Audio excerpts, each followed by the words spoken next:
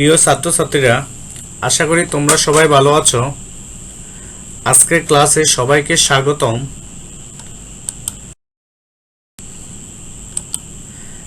আমি মোহাম্মদ ইমাম হোসেন মজুমদার, প্রভাষক, হিসাব বিজ্ঞান বিভাগ, কুমিল্লা অজিত গুহ মহাবিদ্যালয়।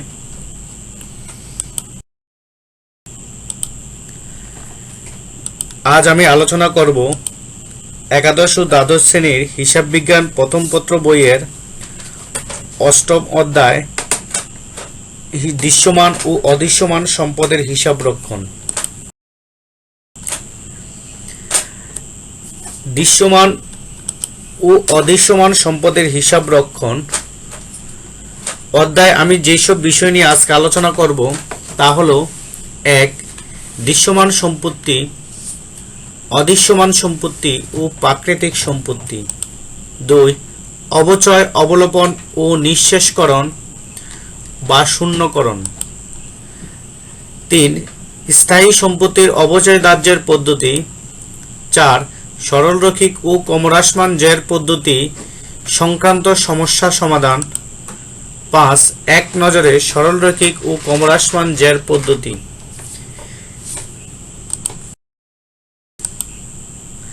প্রথমে আমরা জেনে নিই দৃশ্যমান সম্পত্তি বা স্থায়ী সম্পত্তি কি। যে সকল সম্পত্তি বাস্তব অস্তিত্ব আছে, অর্থাৎ যে সম্পত্তি চোখে দেখা যায়, ধরা ছোঁয়া যায়, তাকে দৃশ্যমান সম্পত্তি বলে। যেমন ভূমি, দালান কোঠা, কলকব্জা ও যন্ত্রপাতি, আসবাবপত্র ইত্যাদি। তারপর আমরা জেনে নিই অদৃশ্যমান সম্পত্তি বা অস্পর্শনীয় সম্পত্তি কি। যেসব সম্পত্তির বাহ্যিক অবস্থান নেই বা যেই সকল সম্পত্তি দেখা যায় না তাকে অদৃশ্যমান সম্পত্তি বলে। এই সকল সম্পত্তির বাস্তব অস্তিত্ব না থাকলেও অর্থনৈতিক ও ব্যবসায়িক মূল্য আছে, যেমন সুনাম, প্যাটেন্ট, ট্রেডমার্ক, গ্রন্থস্বত্ব ও ফ্রাঞ্চাইজ ইত্যাদি। তারপর আমরা জেনে নিই প্রাকৃতিক সম্পদ কি। যে সকল সম্পত্তি সরাসরি প্রকৃতি প্রদত্ত, যা রূপান্তর না করেই ব্যবহার করা যায়, তাকে প্রাকৃতিক সম্পদ বলে। যেমন গ্যাস ক্ষেত্র, তেলের ক্ষেত্র, কয়লার খনি ও প্রাকৃতিক বনাঞ্চল ইত্যাদি। এখন আমরা অবচয়, অবলোপন ও নিঃশেষকরণ নিয়ে আলোচনা করব। অবচয় অবচয় হলো ব্যয় বন্টন প্রক্রিয়া। স্থায়ী সম্পত্তির ক্রয় মূল্যকে তার কার্যকর আয়ুষ্কালের মধ্যে যুক্তিসঙ্গতভাবে খরচ হিসেবে বন্টন করে দেওয়ার প্রক্রিয়াকে অবচয় বলে। অবচয় হিসাবভুক্তগণের জাবেদা হলো: অবচয় হিসাব ডেবিট, পুঞ্জীভূত অবচয় হিসাব ক্রেডিট। অবলোপন অস্পর্শনীয় সম্পত্তির মূল্য তার আয়ুষ্কালের মধ্যে খরচ হিসাবে বন্টন করাকে অবলোপন বলে। অবলোপন হিসাবভুক্তগণের জাবেদা হলো: অবলোপন হিসাব ডেবিট, অস্পর্শনীয় সম্পত্তি বা পুঞ্জীভূত অবলোপন হিসাব ক্রেডিট। নিঃশেষকরণ বা শূন্যকরণ প্রাকৃতিক সম্পদ ব্যবহার বা উত্তোলনের জন্য কোনো হিসাবকালে উক্ত সম্পত্তির যে অংশ খরচ হিসেবে গণ্য করা হয় তাকে নিঃশেষকরণ বলে। নিঃশেষকরণ হিসাবভুক্তকরণের জাবেদা হলো: নিঃশেষকরণ হিসাব ডেবিট, পুঞ্জীভূত নিঃশেষকরণ হিসাব ক্রেডিট।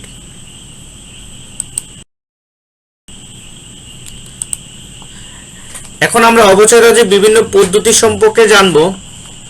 অবচয় দাহ্যে অনেকগুলো পদ্ধতি আছে, তার মধ্যে তোমাদের পরীক্ষায় প্রথম দুইটা পদ্ধতি থেকে অঙ্ক আসে।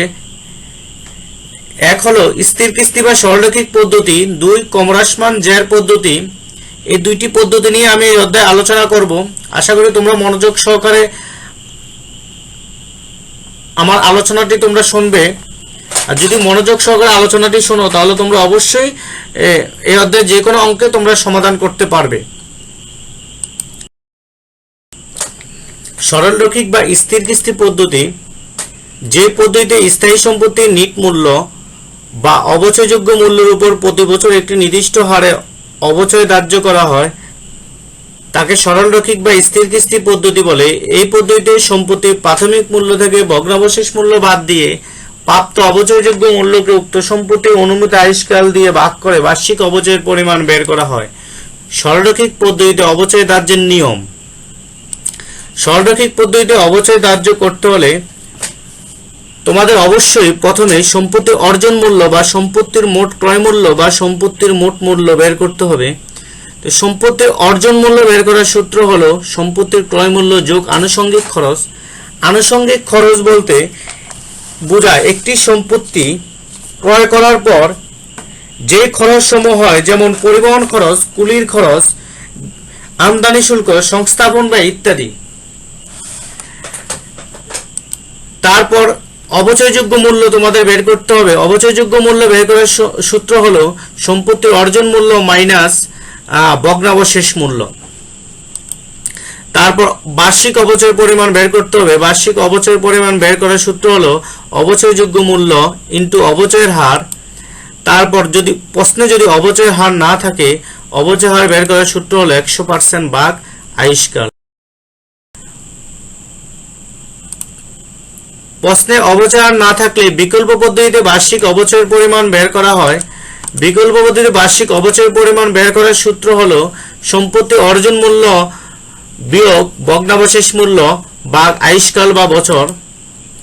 একটি উদাহরণের সাহায্যে আমরা সরলরৈখিক পদ্ধতিতে অবচয় ধার্য শিখব। এখানে একটি উদাহরণ আছে। কারবারের জন্য 1,05,000 টাকা মূল্যে একটি যন্ত্রপাতি ক্রয় করে। যন্ত্রপাতিটির বহন খরচ 5,000 টাকা, ভগ্নাবশেষ মূল্য 10,000 টাকা, অবচয়ের হার 10%। প্রথম 3 বছরের অবচয় ধার্য করুন। সরলরৈখিক পদ্ধতিতে অবচয় ধার্য করতে হলে প্রথমে সম্পত্তির অর্জন মূল্য বের করতে হয়। সম্পত্তির অর্জন মূল্য বের করার সূত্র ছিল আমাদের সম্পত্তির ক্রয় মূল্য যোগ আনুষঙ্গিক খরচ। এই অঙ্কে আনুষঙ্গিক খরচ শুধু বহন খরচ আছে, এই জন্য আমরা সম্পত্তি অর্জন মূল্য নির্ণয়ের সূত্রটি হলো যন্ত্রপাতির ক্রয় মূল্য যোগ বহন খরচ। যন্ত্রপাতির ক্রয় মূল্য আমার 1,05,000 টাকা আর বহন খরচ 5,000 টাকা, 1,10,000 টাকা। তারপর আমাকে যে কাজটি করতে হয়, সরলরৈখিক পদ্ধতিতে অবচয় ধার্য করতে হলে অবচয়যোগ্য মূল্য বের করতে হয়। অবচয়যোগ্য মূল্য বের করার সূত্র হলো যন্ত্রপাতির অর্জন মূল্য বিয়োগ ভগ্নাবশেষ মূল্য। যন্ত্রপাতির অর্জন মূল্য আমরা একটু আগে বের করেছি 1,10,000 টাকা, আর ভগ্নাবশেষ মূল্য আমার প্রশ্নে 10,000 টাকা আছে, তাহলে বিয়োগ দিলে আমার থাকে 1,00,000 টাকা। তারপর আমাকে বার্ষিক অবচয়ের পরিমাণ বের করতে হবে। বার্ষিক অবচয়ের পরিমাণ বের করার সূত্র হলো অবচয়যোগ্য মূল্য ইন্টু অবচয়ের হার। অবচয়যোগ্য মূল্য আমি একটু আগে বের করেছি 1,00,000 টাকা ইন্টু অবচয়ের হার, প্রশ্নে 10% দেওয়া আছে, তাহলে আমার প্রথম বছরের অবচয় হলো 10,000 টাকা, দ্বিতীয় বছরের অবচয় 10,000 টাকা, তৃতীয় বছরের অবচয় 10,000 টাকা। সরলরৈখিক পদ্ধতিতে প্রত্যেক বছর অবচয়ের পরিমাণ সমান। প্রথম বছর যা অবচয় হবে প্রত্যেক বছর তাই অবচয় হবে। তারপর কমহ্রাসমান জের পদ্ধতি বা হ্রাসকৃত মূল্য পদ্ধতি বা পুস্তক মূল্য পদ্ধতি, যে পদ্ধতিতে সম্পত্তির হ্রাসপ্রাপ্ত মূল্যের উপর প্রতি বছর একটি নির্দিষ্ট হারে অবচয় ধার্য করা হয় তাকে কমহ্রাসমান জের পদ্ধতি বলে। কমহ্রাসমান জের পদ্ধতিতে অবচয় ধার্যের নিয়ম। কমহ্রাসমান জের পদ্ধতিতে অবচয় ধার্য করতে হলে প্রথমে সম্পত্তি অর্জন মূল্য বের করতে হবে। তাহলে সম্পত্তি অর্জন মূল্য বের করার সূত্র হলো সম্পত্তির ক্রয় মূল্য যোগ আনুষঙ্গিক খরচ। তার যদি প্রশ্নে অবচয় হার না থাকে, অবচয় হার বের করতে হবে। অবচয় হার বের করার সূত্র হলো 100% ভাগ আয়ুষ্কাল ইন্টু 2। সরলরৈখিক পদ্ধতিতে অবচয় হার বের করার সূত্র হলো 100% ভাগ আয়ুষ্কাল, কিন্তু কমহ্রাসমান জের পদ্ধতিতে অবচয় হারের সূত্র হলো 100% ভাগ আয়ুষ্কাল ইন্টু 2। এই বিষয়টা তোমাদের অবশ্যই মনোযোগ সহকারে খেয়াল করতে হবে।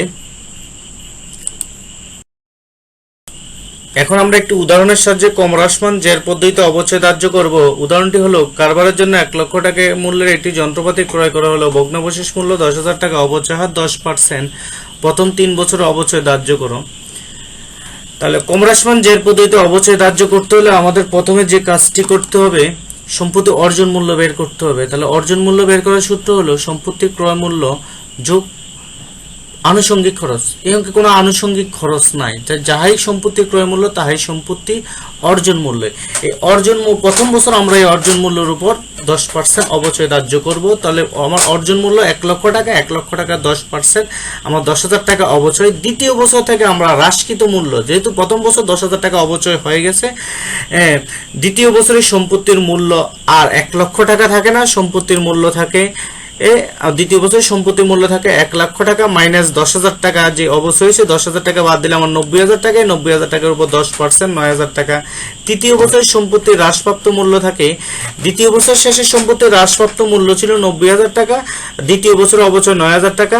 তো 90,000 টাকা 9,000 টাকা বিয়োগ দিলে 81,000 টাকা, 81,000 টাকা 10% 8,100 টাকা আমার অবচয় তৃতীয় বছর। এভাবে কমহ্রাসমান জের পদ্ধতিতে অবচয় ধার্য করতে হয়। কমহ্রাসমান জের পদ্ধতিতে অবচয় ধার্য করতে হলে প্রথমে আমরা সবসময় একটা সারণী তৈরি করে অঙ্কটা করব। যেমন আমরা একটা সারণীর মাধ্যমে দেখাই। সারণীটা হলো প্রথমে বছর থাকবে, তারপর প্রারম্ভিক জের, এরপর অবচয়ের হার, এরপর অবচয়, এরপর পুঞ্জীভূত অবচয়, এরপর সমাপনী জের বা পুস্তক মূল্য।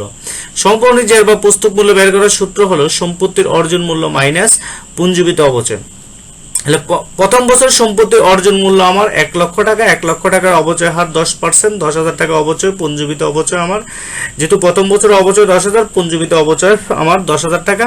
আর সমাপনী জের বা পুস্তক মূল্য আমরা একটা সূত্র লিখে দিয়েছিলাম। সমাপনী জের বা পুস্তক মূল্য বের করার সূত্র হলো সম্পত্তির অর্জন মূল্য মাইনাস পুঞ্জীভূত অবচয়। সম্পত্তির অর্জন মূল্য আমার 1 লক্ষ টাকা, 1 লক্ষ টাকা থেকে পুঞ্জীভূত অবচয় প্রথম বছর 10,000 বাদ দিলে আমার 90,000 টাকা আমার সমাপনী জের বা পুস্তক মূল্য থাকে। এই সমাপনী জের বা পুস্তক মূল্যটা দ্বিতীয় বছর গিয়ে আমাদের প্রারম্ভিক জের হবে। প্রারম্ভিক জের 90,000 টাকা, 90,000 টাকা 10%, 9,000 টাকা অবচয়, পুঞ্জীভূত অবচয়। পুঞ্জীভূত অবচয় হলো আমার প্রথম বছর অবচয় 10,000, এই 10,000 সাথে আমার দ্বিতীয় বছর অবচয় 9,000, মানে মোট অবচয় প্রথম আর দ্বিতীয় বছর মিলে যে মোট অবচয় হবে এটা দ্বিতীয় বছর শেষে পুঞ্জীভূত অবচয়। এখন আমাকে দ্বিতীয় বছর শেষে সমাপনী জের বা পুস্তক মূল্য বের করতে হবে। সমাপনী জের বা পুস্তক মূল্য বের করার সূত্র আমরা উপরে লিখে দিয়েছি। এটা সূত্র হলো সম্পত্তি অর্জন মূল্য মাইনাস পুঞ্জীভূত অবচয়। সম্পত্তি অর্জন মূল্য আমার 1 লক্ষ টাকায়, আর 1 লক্ষ টাকা থেকে আমি পুঞ্জীভূত অবচয় 19,000 টাকা বাদ দিলে আমার 81,000 টাকা। এই সমাপনী জের বা পুস্তক মূল্য দ্বিতীয় বছর ছেড়ে 81,000 টাকা আমার তৃতীয় বছরের শুরুতে আমার প্রারম্ভিক জের। এই 81,000 টাকার 10% আমার 8,100 টাকা অবচয়, আর আমার পুঞ্জীভূত অবচয় হবে দ্বিতীয় বছর শেষে আমার পুঞ্জীভূত অবচয় কত 19,000 টাকা। আর তৃতীয় বছরের অবচয় দ্বিতীয় বছর শেষে পুঞ্জীভূত অবচয়ের সাথে তৃতীয় বছরের অবচয় 8,100 যোগ করলে 27,100 টাকা আমার পুঞ্জীভূত অবচয়। পুঞ্জীভূত অবচয় হলো মোট অবচয়ের পরিমাণ, মানে হলো আমি প্রথম বছর অবচয় ধার্য করছি, দ্বিতীয় বছর অবচয় ধার্য করছি, তৃতীয় বছর অবচয় ধার্য করছি। 3 বছরের অবচয়টা যদি যোগ করি তৃতীয় বছরের পুঞ্জীভূত অবচয়, প্রথম আর দ্বিতীয় বছর অবচয়টা যদি যোগ করি এটা দ্বিতীয় বছর পুঞ্জীভূত অবচয়। এবার তৃতীয় বছর আমাকে সমাপনী জের বা পুস্তক মূল্য বের করতে হবে। সমাপনী জের বা পুস্তক মূল্য বের করার সূত্র হলো সম্পত্তি অর্জন মূল্য মাইনাস পুঞ্জীভূত অবচয়। সম্পত্তি অর্জন মূল্য আমার 1 লক্ষ টাকা, 1 লক্ষ টাকা আমি পুঞ্জীভূত অবচয় 27,100 টাকা বাদ দিলে আমার 72,900 টাকা আমার সমাপনী জের বা পুস্তক মূল্য। এভাবে আমরা যখন কমহ্রাসমান জের পদ্ধতিতে অবচয় ধার্য করব, আমরা এভাবে সারণীর মাধ্যমে সবসময় কমহ্রাসমান জের পদ্ধতিতে অবচয় ধার্য করব। এই অধ্যায়ের সবচেয়ে গুরুত্বপূর্ণ বিষয় হলো জাবেদা ও খতিয়ান। এখন আমরা জাবেদা শিখব। সরলরৈখিক ও কমহ্রাসমান জের উভয় পদ্ধতিতে জাবেদা একই। কারবার যখন কোন স্থায়ী সম্পত্তি ক্রয় করে জাবেদা হবে স্থায়ী সম্পত্তি হিসাব ডেবিট, নগদান হিসাব বা ব্যাংক হিসাব বা পদে হিসাব ক্রেডিট। স্থায়ী সম্পত্তি ক্রয়ের টাকাটা যদি নগদে পরিশোধ করা হয় তাহলে নগদান হিসাব ক্রেডিট হবে, যদি চেকের মাধ্যমে পরিশোধ করা হয় ব্যাংক হিসাব ক্রেডিট হবে, যদি টাকাটা বকেয়া থাকে পদ হিসাব ক্রেডিট হবে। একটু উদাহরণের সাহায্যে আমরা দেখে নিই।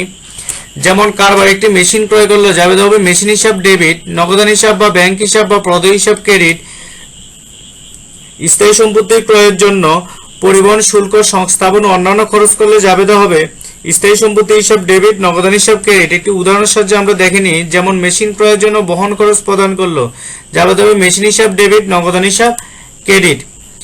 স্থায়ী সম্পত্তির উপর অবচয় ধার্য করার জন্য জাবেদা হবে অবচয় হিসাব ডেবিট, পুঞ্জীভূত অবচয় হিসাব ক্রেডিট। তারপর অবচয় হিসাব বন্ধ করে বিশদ আয় বিবরণী স্থানান্তরের জন্য জাবেদা হবে আয় সারাংশ হিসাব ডেবিট, অবচয় হিসাব ক্রেডিট।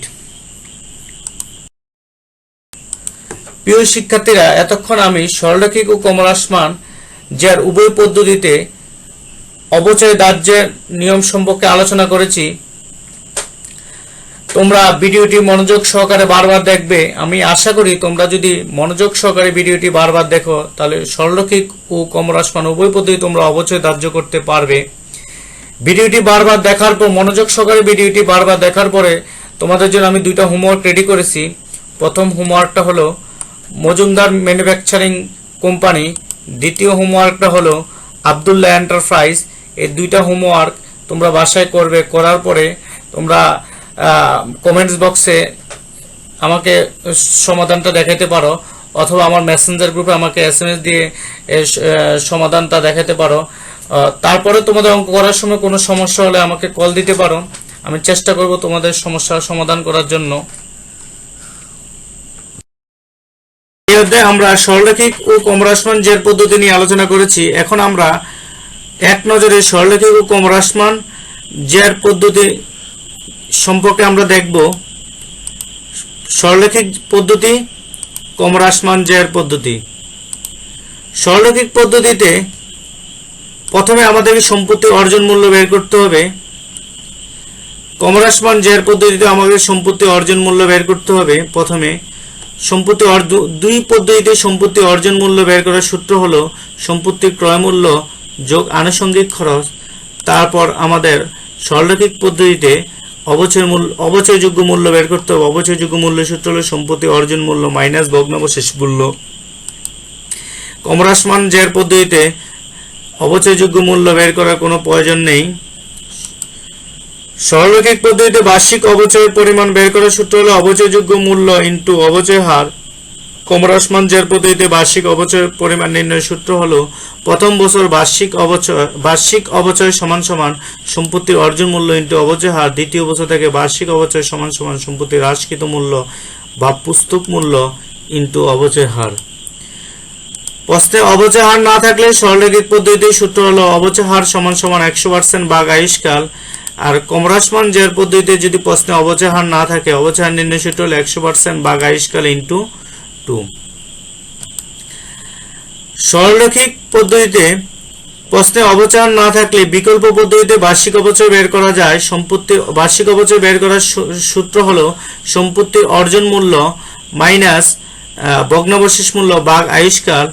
আর ক্রমহ্রাসমান জের পদ্ধতিতে বিকল্প কোনো পদ্ধতি নেই যদি বার্ষিক অবচয় হার প্রশ্নে না থাকে।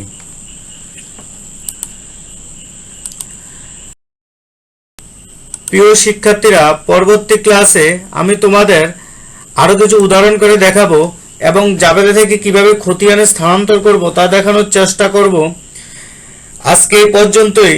আমি এখানে যতটুকু আলোচনা করেছি তোমরা অবশ্যই ভালো মতো প্র্যাকটিস করবে এবং ভালো করে পড়ালেখা করবে।